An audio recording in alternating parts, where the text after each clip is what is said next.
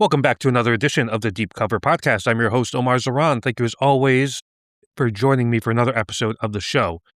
Before I bring on my guest, I want to kind of talk about a new thing that I kind of started to do with my writing, which was, I had pivoted about 4 or 5 months ago to exclusively writing about basketball, just didn't find much enjoyment in writing about the NFL or college football as much anymore. And that has mostly been about the NBA. But in the summer, after the finals were over, I was like, well, if you could only get but so far talking about free agency and trades and media rights deals or whatever, I really need to cover the NBA with more intent. And that's what I've done, right? And it's been something I've enjoyed doing. I love writing about the WNBA.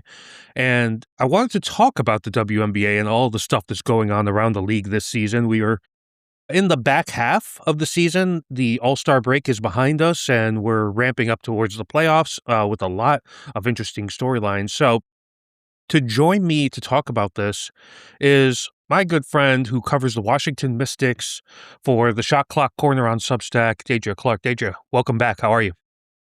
Good. Thanks for having me. I always love our conversations, and I look back, the last time I had you on was right during the CBA negotiations, and we were talking about, is there going to be a lockout? Luckily they avoided the lockout, which is great, and what has happened, though, is this season, for me, has really kind of drawn me back into the W. And the basketball is high caliber, but the drama is also high as well, right? That's kind of what everybody wants to talk about, so I want to start with that. I want to start with this kind of, I thought it was ridiculous. I'll let you expand on it in a second, which was this letter from 11 House Republican lawmakers to the WNBA Commissioner, Cathy Engelbert, talking about physical play against Caitlin Clarke and all this stuff, which was kind of roundly dismissed as kind of ridiculous within the WNBA commentary social community. But it seems like, however you feel about whether she's getting beat up on her drives or she flops too much, wherever you land on that spectrum, it feels like the MAGA movement in the United States has become somewhat obsessed with infiltrating the WNBA, with Caitlin Clarke as kind of like their avatar. So why do you think that is? Why are they so interested in the league in that way? So, why is the political right obsessed with Caitlin Clarke? It's very simple. She doesn't outrightly reject their narratives. She doesn't outrightly agree with their narratives either. So when you have someone who isn't super vocal about objecting certain things, they feel like they can use that person as a pawn. She's essentially the great white hope, right? We've seen this in sports time and time again. They always try to pit a black player against a white player, and there's always some white player that they grab onto. This isn't new. This is something that has been happening since the inception of the league. Rebecca Lobo was one of the first people that they tried this with back in the day, and they've tried it with various other people, such as Diana Taurasi, Sabrina Ionescu. Only difference is those other people I mentioned outrightly rejected it publicly and consistently rejected it. So when you have someone who's consistently rejecting what they're trying to use you for, they'll stop after a while. But when you have someone who doesn't necessarily object it, and in fact goes to the point where they're starting to walk out on stage with other people that the right are using, that signals to them that you're okay with being used this way. They tried it with Paige, and Paige flat out rejected it. So they always do. They always try somebody who that they think that they can push in the media, that they think they can use as an example. It's not okay that they're using this. And they're obsessed with the WNBA not because they like the product and not because they like what's going on in W. It's just an example to use to push their ideas of what women should be doing and what they should not be doing. So if you see someone like Caitlin, who quite frankly does not handle physicality well, of course, my dog's stealing a pillow in the background. If you have someone like Caitlin who doesn't handle physicality well, all new people watching the W, they're of course they're going to think that she gets attacked. They're not used to this level of physicality within a sport. This level of physicality is not in the college game. But of course, these are professional women. These are no longer college students that you're playing against. So when you see something like that, it's easy to prey on that fear and that thought of, oh my God, she's being attacked, when it's just the natural physicality of the game. Yeah, you kind of when you watch the Fever games, it's like around the league, there is physicality in the backcourt. That's just kind of an accepted thing. Paige deals with it all the time. You know, like I've watched a lot of Dallas Wings games, mainly because we'll talk about her later. I've been enamored with Jessica Shepard's game. I'm just fascinated by her revival this year. But, you know, it's like you're going to get physical on the 3-point line when you're trying to drive in, which is a lot of Caitlin's game. And she tries to push the pace. And, you know, then, you know, there's a little bit of flopping going on, or a lot of flopping, however you want to define it. And it becomes like this thing where they're like, all right, this is a league that I think has been established as a league built on the backs of black women, right? That's kind of a well-known thing. Then you take into effect politically the way that the players view the world is much more left-leaning than any other league in the U.S. So can't really speak to like the NWSL in that regard. I haven't really seen data on that, but I was writing a piece a while ago, and it was like WNBA players 45 to 50% leaned left. But most of the rest were kind of considered in the middle, and only like a few percent lean to the right, which is a big contrast versus say like MLB, NFL, and even NBA. You know, so it's a opportunity, I think, for the political right to say, well, here's our caricature, we can infiltrate. She's not going to say no, to your earlier point, where she's not going to go one way or the other. And, you know, because of the small breadcrumb she does leave, it gives them a little bit of plausible deniability, right? But somebody who doesn't really have that plausible deniability is her teammate, Sophie Cunningham. Now, I'll get into what has happened with Sophie in a second, but I have to kind of think of about something ironic. I wrote a piece about Sophie a few weeks ago, and I was looking through 3-point stats for a different piece, and it's like, wow, she's really up there in terms of efficiency. And it really surprised me because I was like, good shooter, not great shooter was like in my mind. I was like, this is a top 5 efficiency 3-point shooter in the league.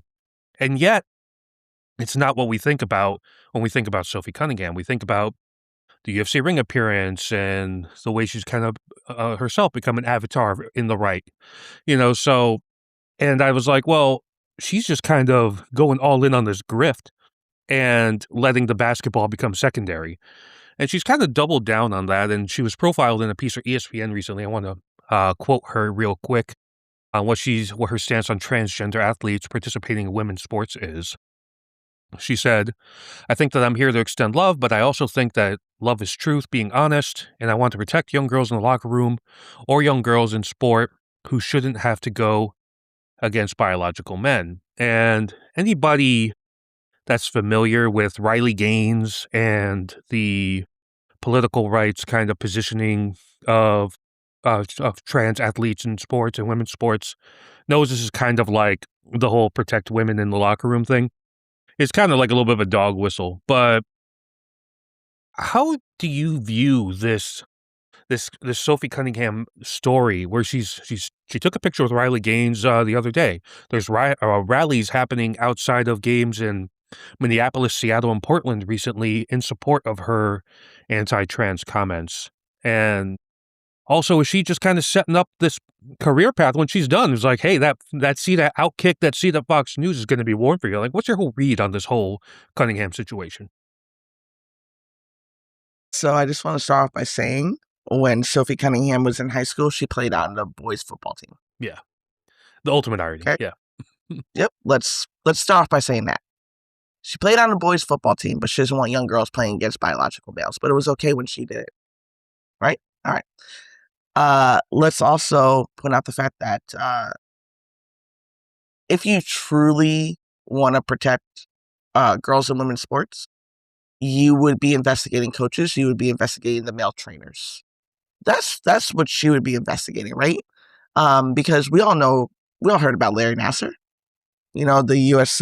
Gymnast trainer who is now spending 100+ years in jail for sexually assaulting women, young girls in the USA gymnastics program. This happens in figure skating and other places. At the end of the day, it's never been about trans kids or trans people. It all goes back to controlling women and controlling what women can do with their bodies, what they can do for a living, what they can say publicly. It all goes back to that. It's never, ever been an issue with transgender individuals.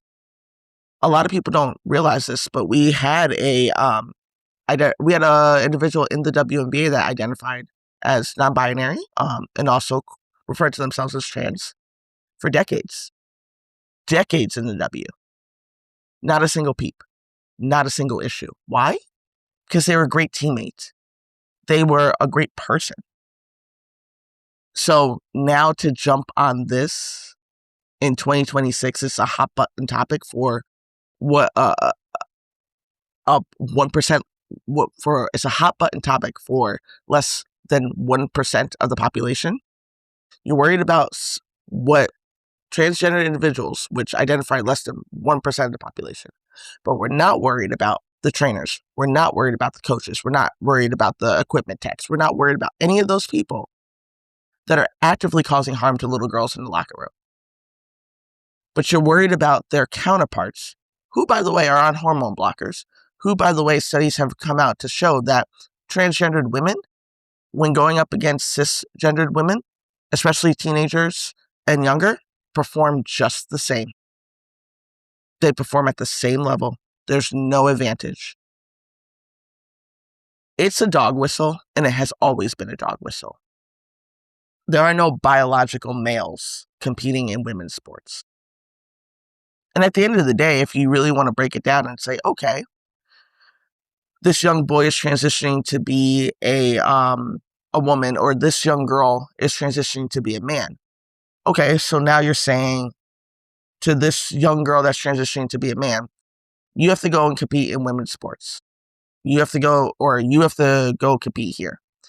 It just makes zero sense whatsoever. And I don't think that they actually, I think this is another ploy again, where the first grift didn't work, which was Black people, Latino people, people of basically non-white people. The first grift didn't work. So now we have to jump on transgendered people.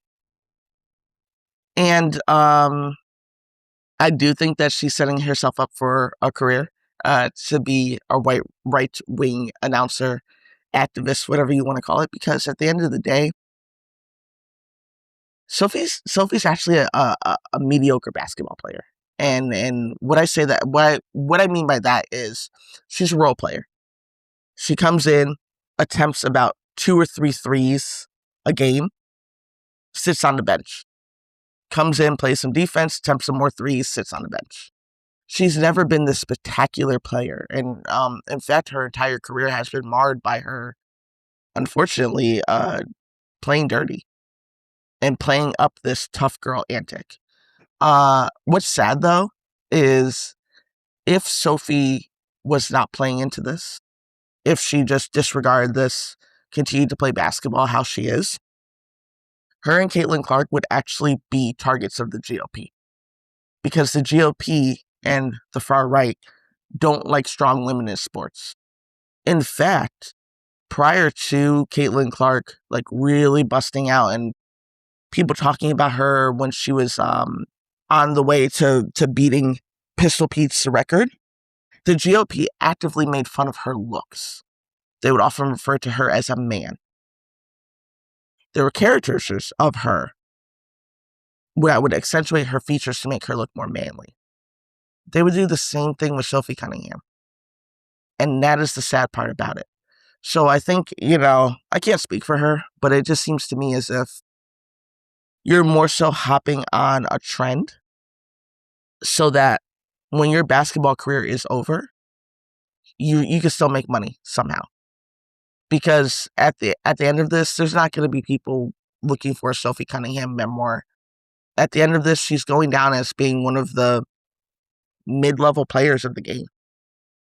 Yeah, that was a conclusion I came to at the end of my piece about her. I was just like, by putting the basketball second, right, and or third or fourth, however you want to categorize it, she has kind of said that when it comes down to it, when we look back at this rise of the league in the 2020s, right, this injection into the mainstream, she is largely going to be forgotten, mostly a footnote, whereas I do think that as a spacing, shot making, 3-point bench player, she has tremendous value, but with the noise that comes with that, the juice isn't worth the squeeze. It's just like, why would I want somebody that divisive on my team? I don't care if they shoot 40% from three. It's just like that's the real thing with her. And but you summarized that better than I ever could, or articulate better than I ever could. So I want to move on from this. Not an easy way to pivot off that topic, but I'm going to try. You mentioned Paige Beckers earlier. At All-Star, her and Angel Reese were seen making a little bit of like a friendly wager on their next game.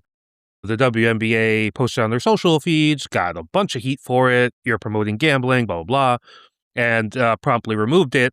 That instance felt harmless. Just, two friendly players just kind of making a little whatever wager amongst themselves. Ultimately harmless. But was it a little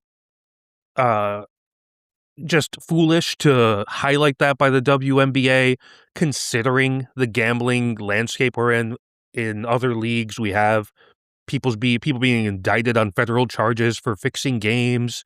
A NBA player was banned for life for doing player props on himself. Does the WNBA need to be a little more cautious when it comes to anything that could be viewed kind of gambling adjacent, especially with two players that are the future of their league, in terms of just like visibility and that sort of thing? Yeah, so I think that the on their socials should be more cautious with this. I'm going to make it clear, they were joking around. Right, for sure. This is that anyone who's played street ball, come on. Like, we always say, all right, I got 200 on this.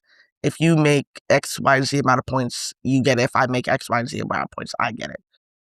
The half-court shots, I don't know if people realize, but the half-court shots that teams take, the players win money for those half-court shots.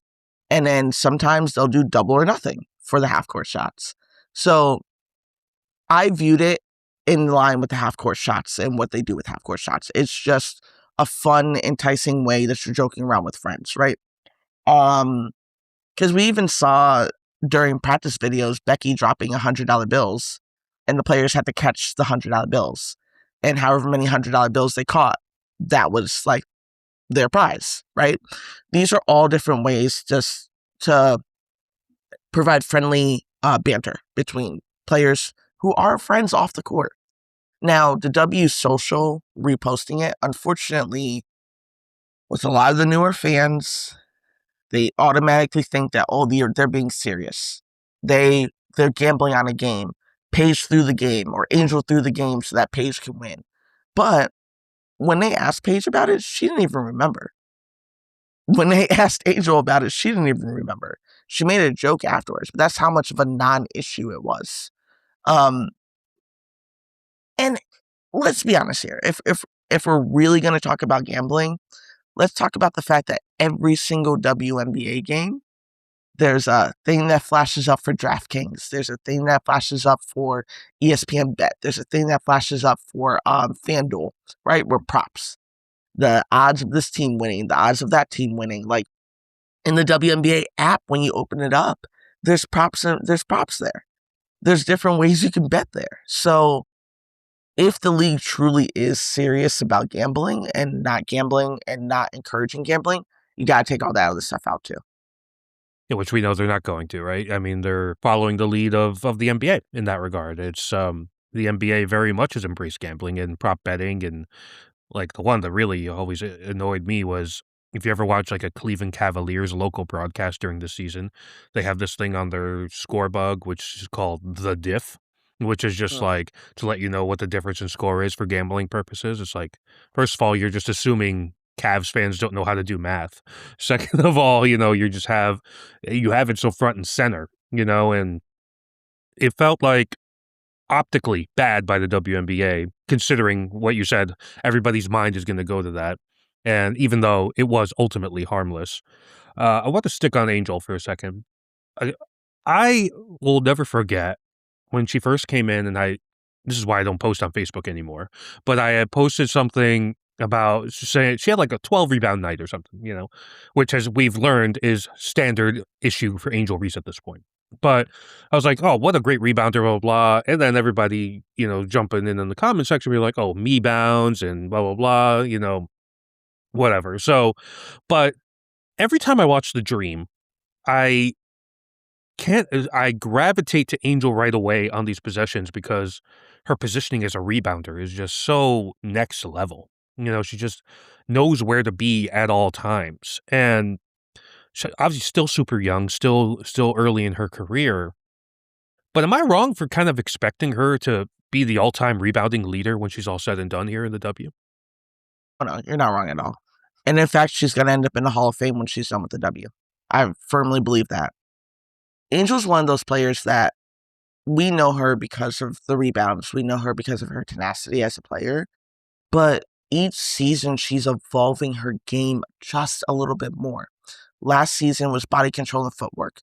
This season, it's extending to the three-point range and playmaking more, right? Which a lot of people don't know. When Angel was first at University of Maryland, she was a guard coming out of high school. University of Maryland, when she went into that system, when Shakira Austin transferred out, they needed someone to fill the 4 and 5, the forward and center position, which is why Angel got thrusted into those positions. But she was a guard originally, and she was still doing this even when she was a guard. So I do think at the end of when all's said and done, she'll be on that all-time rebound list. She'll be top on that all-time rebound list. And I think she's a player that just keeps getting more and more dynamic each season as she plays. Yeah, one thing I noticed in a recent game, I think it was against the Wings, actually, the game we were alluding to, where off the rebound, she would just kind of push the break, right? Which is just, it shows that those guard handles that she still has, and she can still take it off the dribble. She's gotten a lot more strong in the post as well.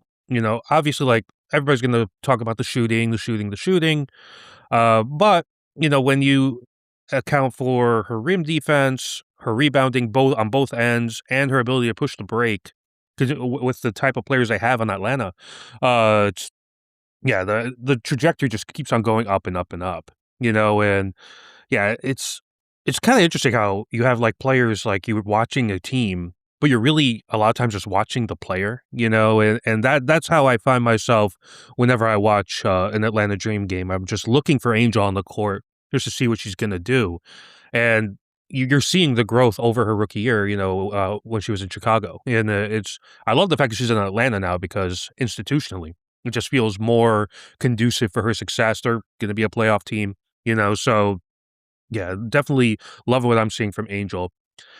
Speaking of player movement, Kelsey Plum was traded at the deadline, who was injured right now, if I'm not mistaken, and she was traded to Phoenix. And I have the trade in front of me here. So for Monica Koa-Makani, 2027 first and a 2028 second round draft pick. She's still going to be an unrestricted free agent at the end of the year. So there's a chance that Phoenix has a 14-game rental of Kelsey Plum. What do you think of this trade? Obviously, it looks like the Sparks are kind of going into rebuild mode here. So what was your thought on this deal? I thought it was a good deal for both teams. I know a lot of people disagreed. I know a lot of people were confused about it, but it made sense to me. And the reason it made sense to me is because the Mercury absolutely needed another scorer, and they needed someone who can take up some facilitating duties for AT when AT is off the bench. And I think I like Monica Okolo-Makani, but she doesn't get to facilitate as much. Her role is more like, okay, AT's got 2 on her, so now let me try and facilitate or let me go up for a shot. AT really controls the pace over there in the Mercury. And I don't think all of Monique's skills were able to be used to her full advantage. So I think for her going over to LA gets a young point guard who can facilitate, can shoot, can pass the post. So, which is something that they needed, right? This will get Ariel Atkins more off ball, Erica Wheeler more off ball, for their ability to shoot. And I think Kelsey going over to the Mercury gets her off ball more, right? She doesn't have to worry about facilitating and running the offense. And we know that Plum Dog, sorry, that's my favorite nicknames of her. We know that she thrives on catch and shoot threes. She thrives on being able to hit her midi. She thrives on being able to, attack the rim. So I think it works out for that. And also, historically, the Mercury have never kept any of their draft picks. Their team, for the last 2 seasons, their team has been made up of undrafted players that played overseas. The last player that they drafted, if I remember correctly, we can't include Martha Suarez because that was, she got signed later on.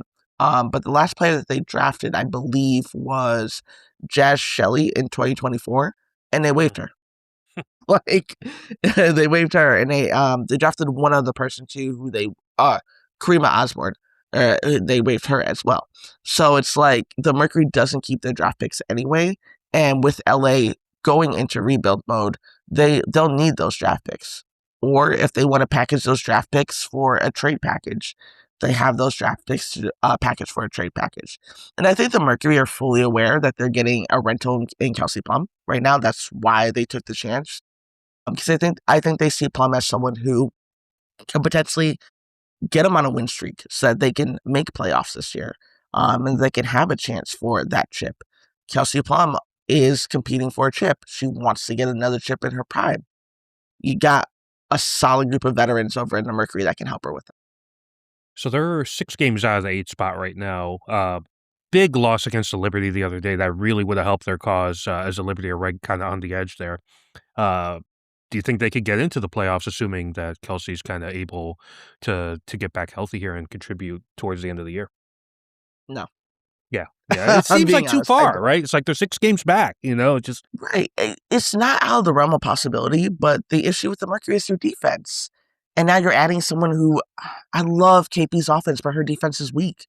That's one of her weakest spots. So you have now potentially 2 defenders in the starting lineup that their effort on defense is iffy, and I think that's going to be their Achilles heel. That has been their Achilles heel this season. I think it's going to continue to be their Achilles heel, because we're halfway through the season and their defense has not gotten that much better. Yeah, it's like the Sky are kind of ahead of them right now, barely in the standings, and with Sydney Taylor's play, they might win a few more games here. The Sparks, you would imagine, would kind of fall back, but the Liberty have kind of started to right the ship a little bit. Been a weird year. We'll talk about them a little bit later, but Yeah. but yeah, it just doesn't feel like they're gonna be able to do it. I think if they are able to retain her for next year, yeah, then it's totally worth it. You try to maximize her with Alyssa Thomas. It just makes sense. But we'll see how that shakes out in the off season. Let's talk about Aja Wilson. Every time I watch her, I'm just floored, right? Just like the mastery of the craft is insane. The game they had the other day against the Liberty, her and Brianna Stewart just going at it, executing, and Aces got a little lucky on a little on a little fumble there by Asia in the post, and when the call went the other way. No need to discuss WNBA refereeing, but it feels like they're at the top of the league. She's dominating as she has been for a number of years now. Is she the front runner in your eyes for MVP this year? Oh yeah, absolutely. It's hers to lose. It's definitely hers to lose for sure. And I think, it's just one of those players that we kind of take for granted. The stuff she's doing is not normal. It's not normal at all. This is not something you see every day in any league, right?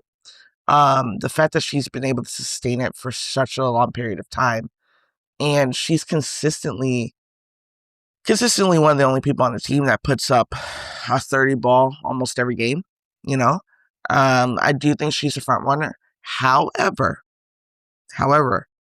there are other people that are coming for that MVP as well. I don't think this year is going to be unanimous. I think with the play of Brianna Stewart, the play of Olivia Miles, the play of Paige Beckers, I'll even throw in Kelsey Mitchell, right? She's currently on the longest streak of 20 plus points, 5+ rebounds or assists that a guard has put up in the WNBA. So I think there are others that are coming for her for that MVP. I think there are others that can get votes for that MVP. However, I think it's Asia's, barring like some catastrophe happens. Yeah, the only thing that stands in her way is Asia fatigue, which I don't think people have. Like we see that in other leagues, where a player is so great that eventually they get taken for granted in a way. But I think we're still in the stage of appreciating her. And last time you were on, we both talked about this, and I'll reiterate it. She's, to me, the greatest player in this league's history. Another MVP just solidifies that case even more. They're Yeah. front runners to win the title. They're right up there with Minnesota. So I wouldn't be surprised if it's another MVP and another title for Ajo, in a couple months here, right? So it's just a phenomenal basketball player who does it at both ends still. That's the important thing too, where she's not an offense only player. She still offers a lot as a rim protector. A lot of the Aces perimeter guards, they kind of could get a little bit more aggressive on the wings there because they know they have Aja in the middle just kind of getting ready to send things away, and she's still maintained a high level there. Yeah, Speaking of I mean, good. sorry, when the Aces came down to DC, and I was there at that game watching it. It was just phenomenal seeing how well she was able to execute and how well she was able to just get her touches, do different things. Despite the fact that they did lose, it was still pretty impressive just seeing her. I never take for granted seeing her in person, or just watching any of the games because again, this is something that's never been done before. You don't see this high level of play often. Right. Different. Yeah, it's just different, and you gotta always appreciate that and not take it for granted, which, sometimes it's easy to do, but luckily we're not there with Aja, which is great. I want to talk, speaking of defense, I want to talk about the Golden State Valkyries, who I have become fascinated with because the way they play, it's a very modern 5-out offense, and they shoot a lot of threes. 45% of their shot volume is from three. They are really aggressive on defense, number one in defensive rating. And the fascinating thing is that they have 10 players in their rotation, all averaging over 10 minutes per game. And they don't really have, like, while I'm playing the Valkyries, I got to look out for this person to score 20 because they don't have a top 20 scorer on this team, but they're third in the league. Are we looking a little bit here?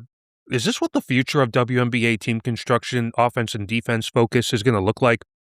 High press, a lot of ball movement and shooting threes, or is this kind of like part of just their system and they're just really good at it? No, this is straight analytical basketball. Yeah, for When sure. people talk about analytical basketball and the future of basketball, this is what it is. It's going to be a high level of threes or a high level of paint touches. There are some teams that are still incorporating the mid range because the mid range is still, in my opinion, one of the hardest shots to guard and one of the hardest shots to anticipate. But no, this is what the future of basketball is looking like based on analytics. Natalie Nicase is one hell of a coach. Yes. She is such an amazing coach. And I say that because her X's and O's are strong, but not only are her X's and O's strong, her people skills are strong. She stands 10 toes down for every single player on that roster. And she takes heat for like a lot of the decisions and things that her and her front office have done and made. However, first expansion team to ever make playoffs in their first year. First expansion team to now in their second year be top 5. Like, no, that's down to coaching and roster construction right there. She knows the strengths of all of her players. She knows how long to play all of her players for so that there's no fatigue. Like, she manages their minutes very well, and she puts them in actions and situations that go to their strengths. And if one person's having an off night, you're going to have someone coming off the bench that's going to drop 20. Or you have one of the other starters that's going to do something. Caitlin Chen. Like, Caitlin Chen was great at Princeton. Caitlin Chen was good at UConn. A lot of people, because she was drafted the second round, did not anticipate or think of how good Caitlin Chen is. Caitlin Chen went overseas, balled out overseas. People said, oh, it's a fluke. No way she's that good. She went to AU Hoops, balled out in AU Hoops. Well, that's a fluke. There's no way she's that good. Came to the W season, balling off the bench. She's just good. And that's credit to Natalie for recognizing her talent and putting her in situations where she's running the offense well. She's hitting her mid-range well. Like, she's doing what she needs to do. Feels like Nakase's path where, tough to get in. Like, she was with the Clippers for a while, she's done overseas coaching.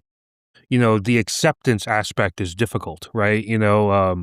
As an Asian woman in basketball, right? And she's kind of, I feel like, imprinted a lot of that idea of like this chip on my shoulder. I'm going to show you how good I actually am across the team.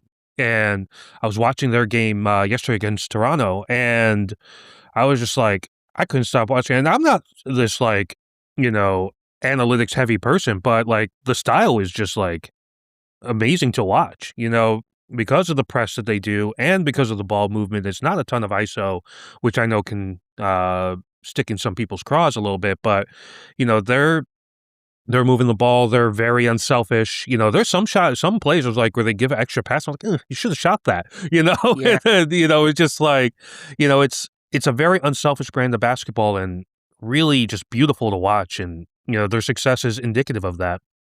You talk about people still using the mid range. A person that does do that is Jessica Shepard. The Dallas Wings as a whole. I was interested to learn that 3 of the top mid-range shooters in the league all play for the Wings. So, but Shepard and Toronto's Marina Mabrey, they've kind of had this explosion this year. The injury and role players, and they both came in the 2019 draft, and they've really kind of found these new identities on these new teams with this flurry of movement with the new CBA, and of course with the expansion drafts with Toronto and Portland. Is their success indicative that expansion is actually good? Because the W is adding 3 more franchises by 2030 in Detroit, Philly, and Cleveland, if I'm not mistaken. So there's going to be more movement, more dispersion of talent. Are Shepard and Mabrey indicative of this is why this is a good thing? Yes and no. And the reason I say yes and no is because Marina, let's talk about Marina for a little bit. Marina has always been, I'm a role player. I'm going to come in, do my job, get out.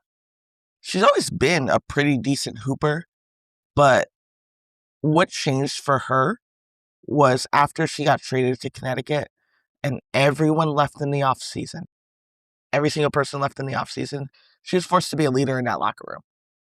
And she was forced into a leadership role, which really changed how she looks at the game and how she approaches the game. She really worked on her craft and Unrivaled. We saw that she hit the record number of threes, in that Philly game. But that was all because she was forced to add more to her game as a leader to help other people. So I think with her being in Toronto, that's opportunity and also growth. Sandy specifically is designing the system to play to the strengths of both Marina and Slim. And their pick and roll partners and the wings that are on the team. So I think expansion gives us an opportunity to highlight players who may have just been on the brink of doing okay. But I don't think it's necessarily like a catalyst for these players doing so much better. In terms of Jessica Shepard was playing behind Nafisa Collier last year, right? So we saw what Shepard was capable of in the game versus the Indiana Fever when Fee was out. That was the game she got a triple-double in, and the Lynx were able to win.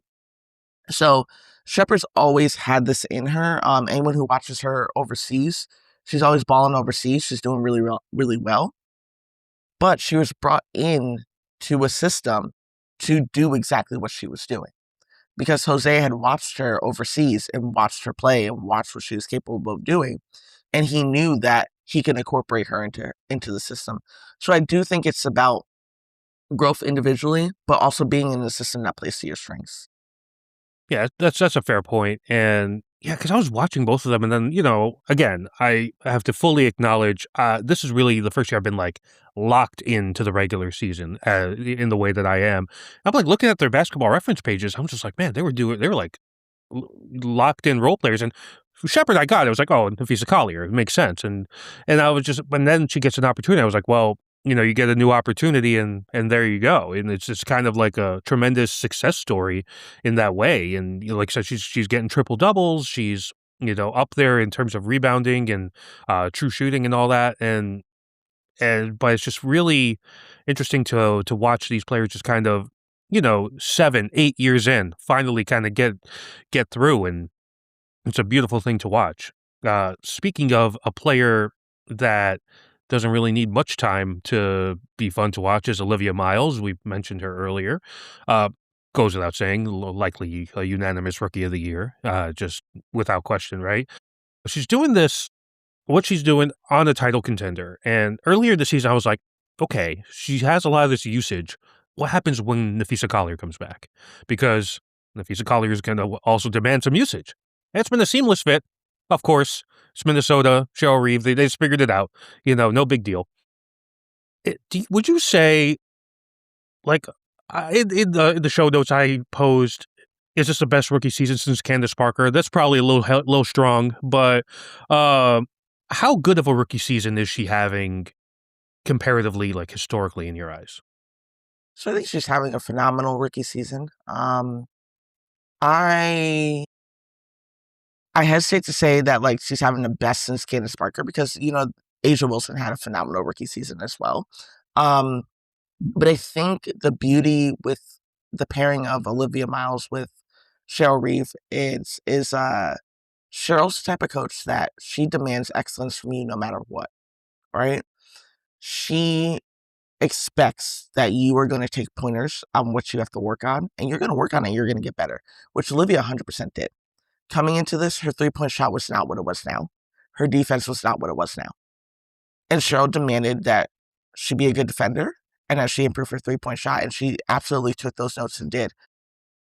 Also, though, Olivia has the privilege of learning from one of the greatest point guards in the history of the WNBA, in Lindsay Whalen.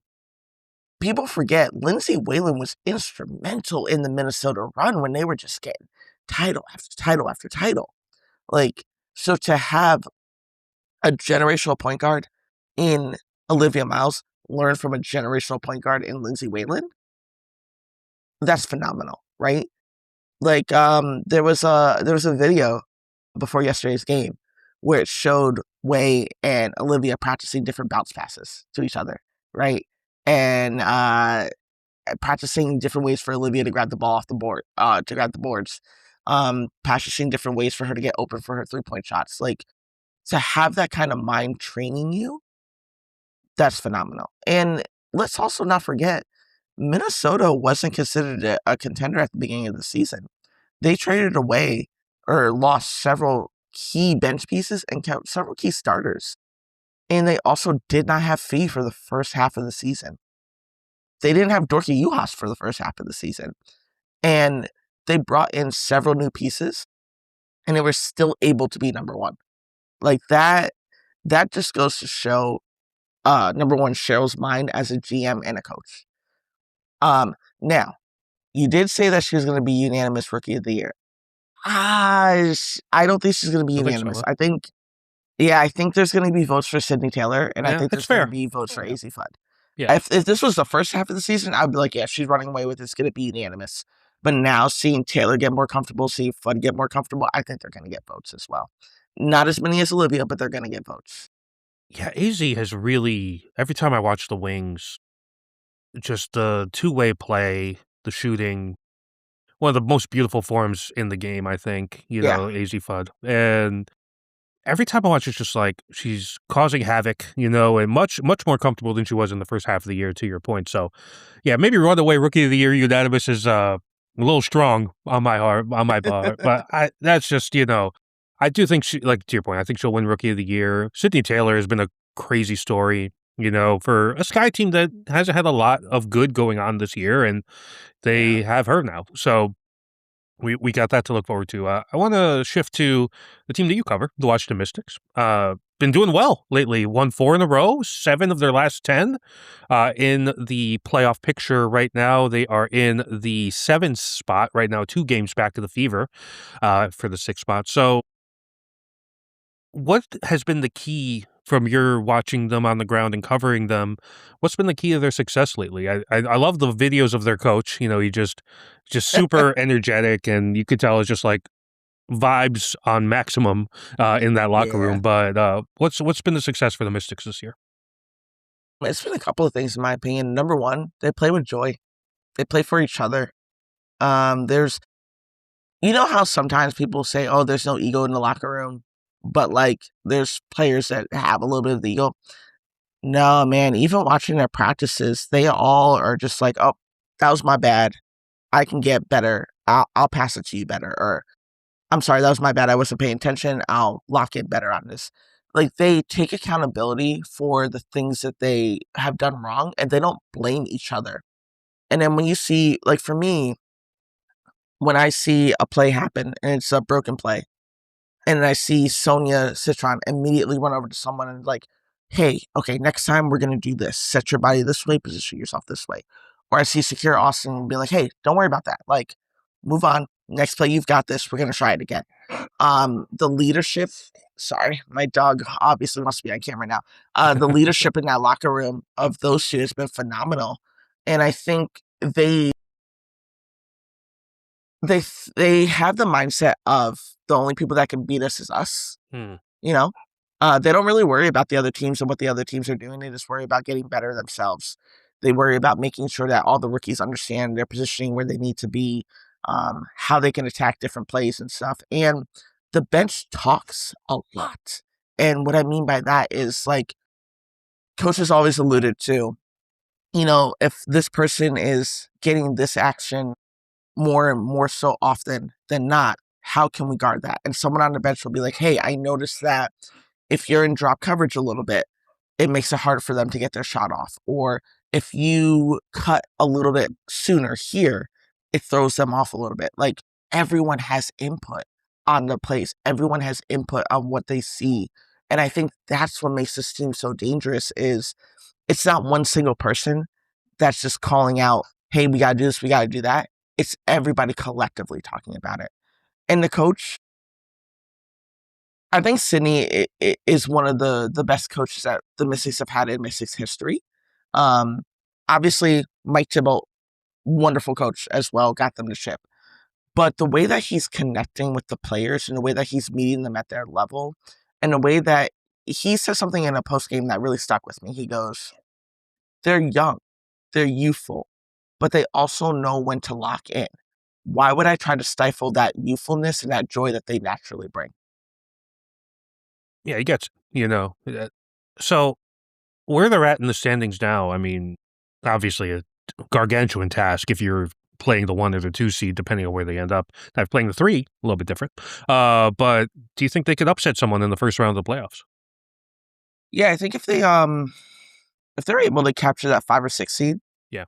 100% they can upset someone in the Okay. playoffs. If they unfortunately stay in like the 7th or 8th seed, I think they'll take a game, but they'll be a first round exit. Let's talk about a team whose vibes have not been as great, which is the New York Liberty. You know, ton of talent. There's no denying that, and they've kind of righted the ship a little bit. But as someone who follows the Knicks in the NBA, I know a lot of Liberty fans because I know a lot of Knicks fans, and they do not like this coach. They are not a fan of the system. A lot of times I'm watching them, it feels like they're not really unlocking Sabrina Ionescu. Um, what are you seeing with the Liberty? What's been going wrong with this team? Because the talent alone should dictate that they shouldn't be in the 8th seed right now. They should be much higher in the standings. Yeah, so I've had the pleasure of watching 2 Liberty games, in person, and I obviously watched, like, all their other games, but what I've noticed just in person is, there's a lack of effort on some plays. There's a lot of effort lack of effort with rebounding, lack of effort in terms of, like, their screens, their cuts, some of their rolls. I'm not gonna say it's a chemistry issue because I don't think it's a chemistry issue. They didn't add that many new pieces for it to be a chemistry issue. I think it's a system issue. And I know Chris runs this read and react system a lot. And read and react can work, but it typically works for teams that have like years of built-in chemistry. So when you're adding a couple of new pieces in Paulina there, and Marine Fatou, sorry, I have to remember how to say their names properly. When you're adding in those pieces who have never played in the Liberty system before, who have never played with Sabrina, who have never played with Stewie, JJ, there's a bit of a learning curve there, right? And Chris doesn't always play them with Marine Johannes, which he should. And I understand the 3-guard lineup, so it's a little bit hard to do. But Marine Johannes has chemistry with them from playing with them on the French national team. I also think there's personnel that Chris isn't really using on their bench. And I think that's the problem. I don't think he knows how to use a lot of these players to their strengths. And I say that because Chris said that he had never watched a WNBA game prior to taking this head coaching. Oof. He admitted that in his press conference that he has never watched a WNBA game prior to taking this head coaching job. He admitted that he had to read some books about the history of the W and the players and such, right? Yeah. When you have a big 3, like Sabrina Ionescu, Jonquel Jones, and Brianna Stewart, you have to watch film on them. Right. You have to watch film on what works for them and what doesn't work for them. Because sure, you can get a feel for that in a couple of practices. You can get a feel for that throughout a couple of games. But if you're not actively drawing up plays that put them in good positions, you're not going to get the best out of them. JJ doesn't bang in the paint as much anymore. She's mostly camped out on the 3-point line, or she'll roll to the 3-point line, right? One of JJ's strengths is banging in the paint. You have Stewie, who I have firmly said this from the beginning, that he is playing Stewie too long. He's playing JJ too long, and he's playing Sabrina too long. They're starting to fatigue out. And I think that's becoming an issue, is like managing their minutes.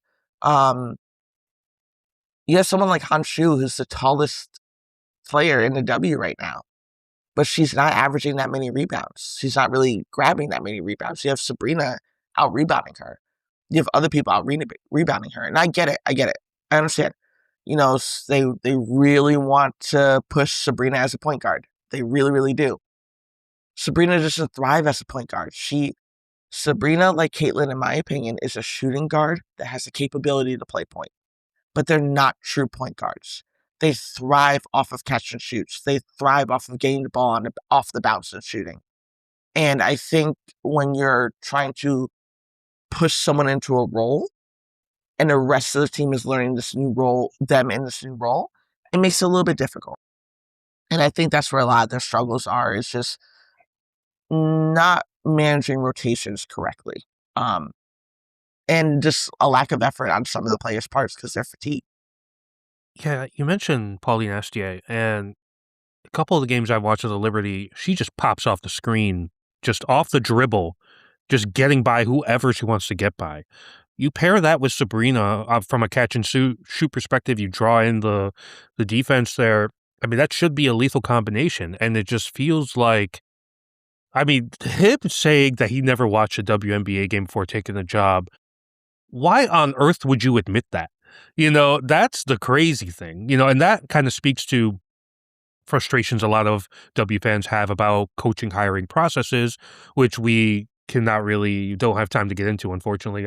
Might have to bring you back to talk about that at length. But that, if I'm a Liberty fan, and I'm here, that would piss me off, and just like, what do you mean you're unfamiliar with this league? Like, if put, I hate comparing the WNBA to the NBA, but imagine somebody gets hired as an NBA head coach, one of 30 positions, most coveted position in men's basketball, right? And he says, yeah, I'm locked into FIBA only. I don't really watch the NBA. So LeBron who? So it's just like, yeah, Right. you wouldn't say that, even if it was true. That, to me, is a big issue that, one, coaches should not feel comfortable enough in the way that they're critiqued or not critiqued to be able to feel okay saying that. Two, you shouldn't be hiring a coach that has zero understanding of the league. It makes no sense to me. It's just like, Yeah. that's wild. And the thing is, like, basketball's basketball, right? It's For sure, it's going to for be sure. the same actions, but you want to know specifically how your players thrive, what Yes. system they thrive in, what makes things easier for them. And at the end of the day, you're coming into a championship caliber team, a team that has won a championship, a team that is expected to at least compete and get to the semifinals this year. You have to know what you're doing with them. You have to know what you're doing with those personnel that you have. Yeah, you do. And it feels like they might be turning a corner here, but the fatigue thing, that's going to be something to monitor moving forward. Before I let you go here, as you are always so gracious with your time, it feels like a two-team race for the title this year between Minnesota and Las Vegas. Is there any case to be made for another team kind of making a run and snatching the title this year instead of those two? The only other teams that I would realistically make a prediction about are Valkyries and Atlanta Dream. I wouldn't count them out. Because here's the thing. Right now, yes, Aces are top seed. Or I'm sorry, Minnesota's top seed, Aces second seed. If the playoffs were to start today, you would have Liberty versus Minnesota as the first matchup with the 1 and 8 seed. You would have Aces versus Mystics as the 2 and 7 seed matchup, right? Then the ones in between. Looking at those matchups, I don't believe that the Aces would make it out of that first round. And I know I'm gonna get a lot of flack for saying that. It's because their defense is so inconsistent. And it has consistently been inconsistent all season. Their rebounding has been consistently inconsistent all season. You can't just have one person rebounding on a team. And I think, the Liberty on a good day, they can take a game. They could probably take 2 games. So I think it would knock them out. Then I think ultimately the Liberty would get knocked out in the semifinal round. Yeah. But I don't necessarily think it's going to be between those two in the end. I do feel like the Golden State Valkyries have a good shot of making a deep playoff run, and Atlanta is now starting to put some things together. So I feel like they also have a deep shot of making a playoff run too. But with Atlanta, their 3-point shooting is their Achilles heel. If the 3-point shooting is not on, they shoot themselves out of the game. Yeah. There's something I noticed with the Dream, as much as I love her game, Jordan Canada lately feels like she's being targeted a lot on defense, where they're bringing her into the action, they're trying to take advantage of her size, that sort of thing. On the flip side, elite level rim attacker, because of her speed, but that in a playoff series situation, you wonder if like a team is just gonna spam that, just like, well, we're gonna play her off the floor, because we're gonna take advantage of the physical disproportion on our offense. So that Yeah. becomes interesting to me. But I do like the Dream a lot. But I don't know. I look at the way Minnesota plays. I'm just like, it's hard for me to envision them not in the finals. They're just Oh yeah, like, for sure. yeah, and it feels like they're they're probably in as good of a position because of the Aces defense that you mentioned, probably in as good of a position to win the title now as they have been in a number of years. But I've kept you too long. So thank you as always for joining me for another one of these chats. I really enjoyed it. If you just let everybody know where they could follow you and follow all of your work for the WNBA and Unrivaled. Yeah, so I am on most socials as Deadria 101, except for Twitter. I am on there as Deadria10hoops. It was just easier. I have an old Twitter account, so I didn't want to unearth the old Twitter account, so I just made a brand new one. There you go. Make sure to follow Deidre wherever you are on social web. Make sure to follow the Substack as well. And until next time, thank you as always for joining me for another edition of the Deep Cover Podcast. Make sure to follow us on all your favorite podcast platforms. Follow my written work on deepcoversports.com. Until next time, I'm Omar Zahran, your host of the Deep Cover Podcast, and we'll see you later.